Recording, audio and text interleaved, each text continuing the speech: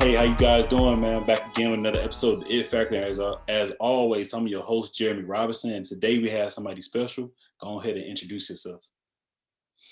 Hey everybody, I'm Nolan Harrison, Senior Director of Former Players Services for the NFL Players Association.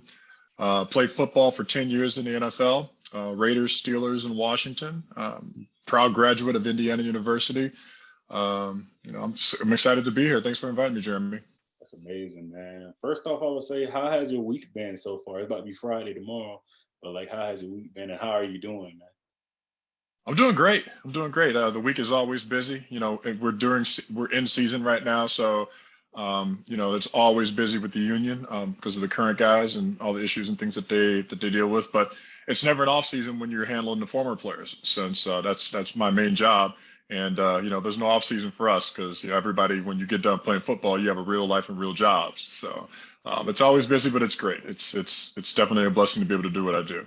That's amazing, man. That's amazing. I would say, in that question, how was it, playing in the National Football League, man? Like, how rewarding was it for you? Wow. I mean, it's you dream about it, right? You dream about it when you're a kid.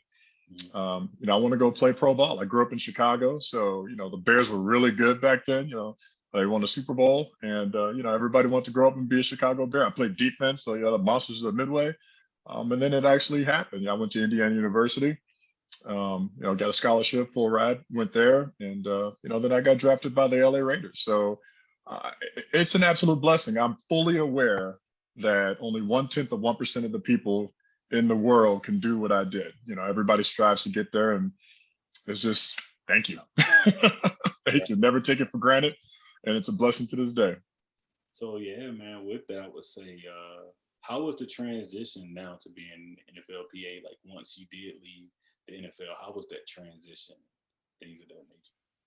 Well, so transition from football is hard. Transition from anything you've done since you were young is hard. Sports is unique, right? So a lot of guys started playing sports in Pee Wee.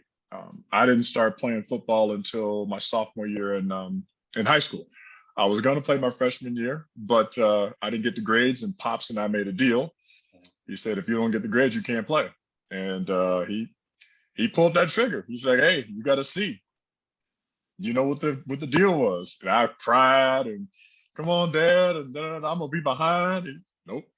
You know what the deal was. So sophomore year, I got a chance to play, and then obviously the rest is history. But it's just one of those things where it's an incredible experience, incredible opportunity. A lot of people didn't think I'd be able to make it.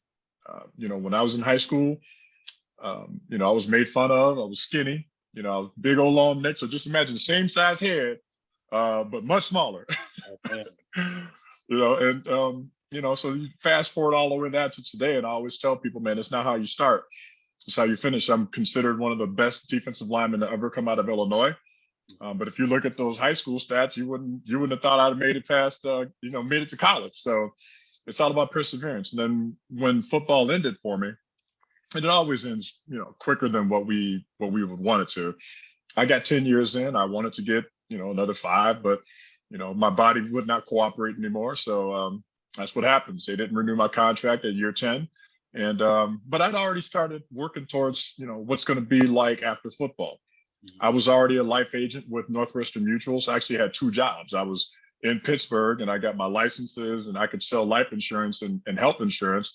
At the same time, I was on the off season. When training camp happened, it was time for me to go to my other job. So I was just, I was keenly aware that this is a very short game. We usually have a very short life expectancy, and I need to set myself up to be ready when it happens. So when it did happen, bought a couple of businesses. I was an entrepreneur for a while, but I kept my licenses, and then I ended up in finance. Worked for Northern Trust, Northwestern Mutual, but the transition was still hard.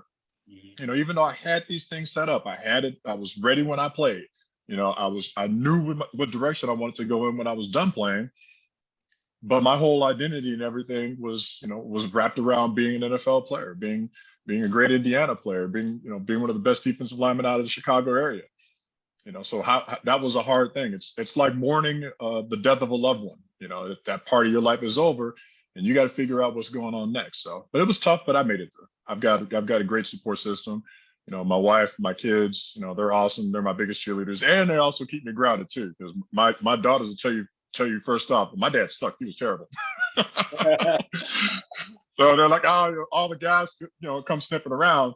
They're like, hey, can we talk to your dad? Can we talk to your Google? We go with your dad. Can we talk to your dad? How come you never told us your dad played? That's just my dad. So they have a way to keep you humble. I love them for it. Yeah, that's an amazing way to keep you humble. And I can only think about when I was looking, because I played football, high school football, could have played in college. And I could think about that walking away at a young age. And now being a software engineer and starting my channel and things of that nature, I can only think about when I'm researching people like yourself, like, man, this guy out here doing it. Like, this is amazing that, you know, while growing up, you never hear of the NFLPA. So I just wanted to like bring you on to tell like your story of how now you day to day working with these athletes, and how important is the NFLPA for current athletes and also past athletes, and why is it important? Our union is incredibly important. You know, collective bargaining is how we get things done in the National Football League. And if you go all the way back to the beginning, they wouldn't even recognize us as a union. If you go back to the 70s and 80s, guys were striking because they would not give them clean jocks and clean socks. I mean, it was that deep, right? We knew what was better for the game because we were the game.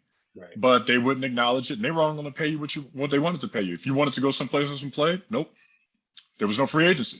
So either you played for that team or you're out. Oh, wow. No other leagues to go to, so that was it. So talking about working conditions, salaries, fighting was right, arbitration, all those things are incredibly important, as they are in any other of our brother and sister unions. Making sure that everything is safe, because unfortunately management is management, and labor has to be protected.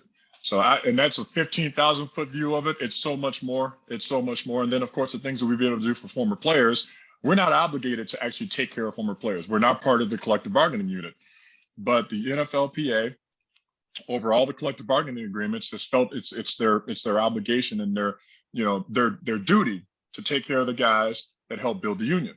So every year, some people wish it was more, obviously, but every single collective bargaining agreement, we add more and more going back, reaching backwards to help take care of the guys who played before us. And that's not going to stop. And so that's why I think it's having a union. We couldn't do that because we can't rely on the owners to take care of us.